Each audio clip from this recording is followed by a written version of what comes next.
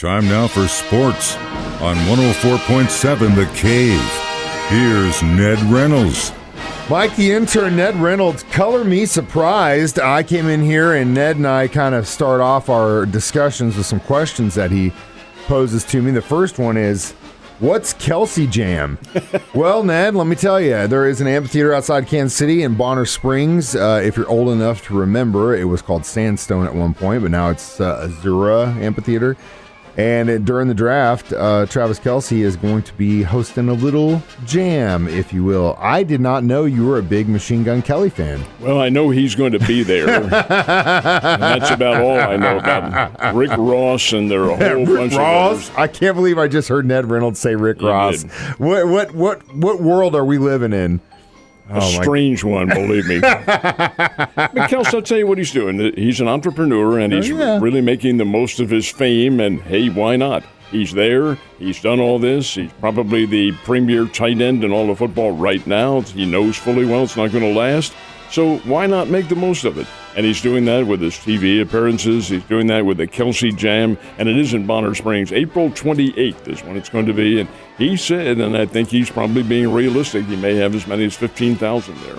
Well, and I mean, it holds a lot more than that. But if you are planning on going to the draft and you are, going to stay for the entire time, during the day on Saturday, it's not going to be super exciting. It's definitely not going to be like day one on Thursday or the Saturday when they bring in some of those first rounders and you get to meet some of the guys from the other picks and so on and so forth. So it's funny to me that even in the middle of this whole thing with the draft being in Kansas City, in downtown Kansas City, they still let Travis Kelce have a music festival all the way out in Bonner Springs during the middle of it, which I think is hilarious. But nonetheless, it's actually a really good idea if you're into those bands. It's his money. He's bringing in the talent. You view things a little bit differently from I, of course, and there's a vast age difference, and that's why. You view that first day as being tremendously exciting. That first day of the draft, boy, I sure don't. This is 32 players. Each team will have one choice. It'll take about 2.5 hours, but all brought about by television. And you're supposed to be sitting on the edge of your chair for this. Why is not? Now, I may be on the edge of my chair, but it's consuming some liquid. And that's why he's on the edge of his chair. But at the same time, it is exciting for those of us that are homers because it means the season's back. But it's just one team. Yeah. You've seen the Chiefs. Actually, no, that's not necessarily true, especially with fantasy football. And hey, man, there are people putting on bets right now because it's kind of a slow betting season right now. So, what's the next big thing to really bet on? The draft, my guy. Maybe so. We'll see. I figured you'd be in on that with some chocolate chips of yours. All right, it's Masters Week. What's the schedule for today? Well, today's the annual Par 3 tournament that they have. It's a fun time. The golfers bring in their kids and their wives, and they all get a chance to play this Par 3. And it does draw a very big gallery. And it's kind of, in a way, to relax before the tournament does open, which will be tomorrow. Also, it's a final practice round at Augusta. Tiger Woods walked the course yesterday, practiced it, of course, played with his buddy Rory McIlroy. There isn't the type of competition that you might expect, or fierce competition between individuals, because this is an individual game, and it's how you're able to comport yourself. So, yeah, these guys who are playing against each other, they do practice with each other and help each other. It's a gentleman's game, and this Par 3 tournament today will be a very big deal, but then it all begins tomorrow in the battle for the green coat. Always a blast. It's been a minute since we talked about the LIV golfers. What are those dudes up to? Well, the LIV golfers are allowed in this tournament. That's because the Masters is not run by the PGA. The LIV golfers have all been banned by the PGA. You can't play. You're out. You've been suspended. Well, this is not a PGA event. It's a Masters event. They have their own committee. They have their own level of individuals who do the selecting and the inviting, so it's up to them. And they said, yeah, we'll bring them in. So there will be 18 golfers from the LIV Tour who are playing in this. Now, will there be any wolfing, any talking? Probably some, yeah. But Rory McIlroy, who I have a tremendous amount of respect for, said, "Hey, look, this is center stage for golf. Now we'll behave. Everybody will behave themselves. The galleries, I suspect, will behave themselves, and it will be the gentleman's game that everybody knows fully well what golf is. And this is the marquee, or one of the marquee events, the Masters Tournament. Everybody loves the Masters. So, indeed, we'll see what happens. But, yes, the live golfers will be in there on the Thursday to start it out. The subject of baseball, the Cardinals had another game yesterday, and I was looking in there's a subreddit, a Cardinal subreddit, of course, and during the game, there's always a lot of good discussion, especially at the beginning of the season. I like to watch it, kind of see where everyone's head's at. Someone had the comment early about the Braves saying, look, they've got, they had one or two starters out.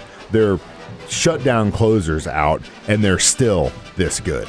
It's like I said it yesterday, man. Well, they started a rookie last night making his major league debut. Now, this kid's from Southeast Missouri State. That's where he played, down at Cape Girardeau. His college ball, he's from up on the Illinois-Indiana border, a small town up there. Name is Dylan Todd.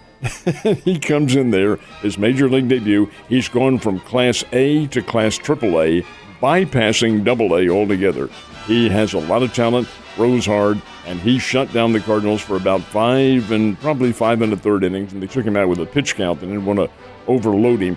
Furthermore, Atlanta already had the lead. Austin Riley hit another first-inning home run. Orlando Arcea hit a home run. Hey, this is a very good Atlanta Braves team, but yeah, their top pitcher, Max Fried, he's out for a while. And they have had, certainly, injury problems, to say the least. The Cardinals are a better team from what they're playing. They've lost 2 now to the Braves.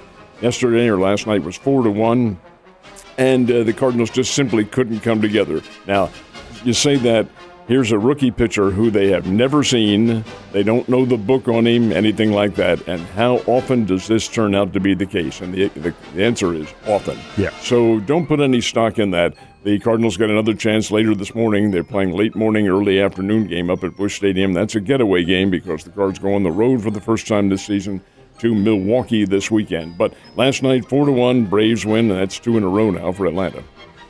I'm telling you, I think they're going to have our number this season. Hopefully not. Hopefully they can right the ship on the road. All right, the Royals, they got their first win of the regular season the day before. Did they make it 2? They did not. Toronto Blue Jays, this is kind of an ironic circumstance that has happened before. Both of the visiting teams in Missouri won by the same score. It was 4-1 Toronto beating the Kansas City Royals last night, and they used a pitcher, I must admit, with whom I'm not familiar at all. His name is Yoshi Kikuchi, obviously from the nation of Japan. He and 4 relievers helped to shut down Kansas City on 4 hits. That's all they had, and the Blue Jays won it by a score of 4-1. This was certainly a nostalgic game for a lot of individuals, indeed. But by the same token, Kansas City didn't get the win. They only have the 1 on the season, but I still maintain they are a better team than this. We'll see what happens. Like I keep saying, I hope I don't hear you say that too often this year. All right, let's close out with the Bears and the Panthers. How they doing? Well, they both lost, and this was a very tough. In fact, the Bears' loss up in Lawrence, Kansas, was as bizarre as any game they have ever played. First of all, the Bears had an 8-2 lead over Kansas. 8-2, let it get away. Game is tied 8-8 in the 10th inning. All right, I beg your pardon. Yeah, it was in the 10th inning.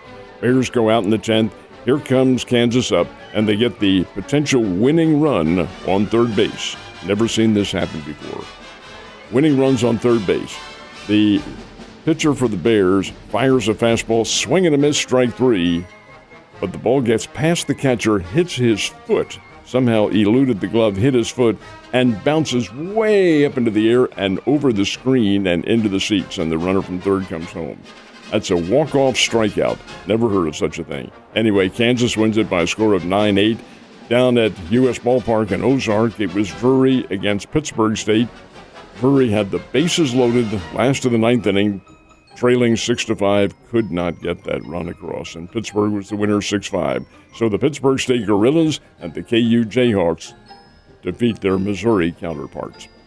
Last but not least, let's talk about Manny in San Diego with the pitch clock situation. I thought that was just hey man, he's in the record books, right? It is the rule, and he's got to. Machado's got to understand this. He stepped out, violated the rule. He's got 8 seconds to get back in there and get that bat on his shoulder. He didn't do it. Umpire called. It's an automatic strike.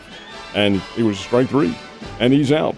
Now, he questioned the umpire. It was not a vehement argument. He didn't get in his face and holler, but he obviously said some magic words, and he was out of there. Oh, yeah. Ejected. I wonder if they were just using this to make an example. Either way, I thought it was funny because it just started. You know what I mean? Either way, we're done, Ned. Have a great day and stay safe.